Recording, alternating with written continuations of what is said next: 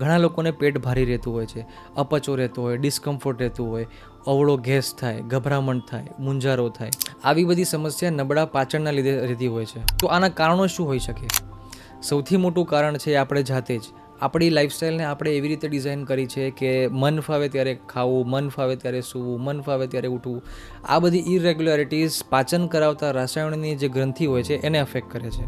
જેવી રીતે મુખમાં લાળ ગ્રંથિ આવેલી હોય છે, એવી જ રીતે પેટમાં કુલ 19 પ્રકારની રસાયણ બનાવતી ગ્રંથિ આવેલી હોય છે. જો આ રસાયણ વ્યવસ્થિત માત્રામાં અને યોગ્ય ગુણવત્તાવાળા ના બનતા હોય તો પણ પાચનની પ્રોબ્લેમ થઈ શકે છે. એ સિવાય પાચનને સુપાચક બનાવતા બેક્ટેરિયા અને પ્રોબાયોટિક્સની કમી રહેતી હોય એના હિસાબે બી આ પ્રોબ્લેમ થઈ શકે છે. તો આના માટે શું ઉપાય કરી શકાય? આનો ઉપાય આપણા કિચનમાં જ છે, જે ડાયજેશન કિંગ તરીકે ઓળખવામાં આવે છે. એ બીજું કંઈ નહીં, અજમો છે.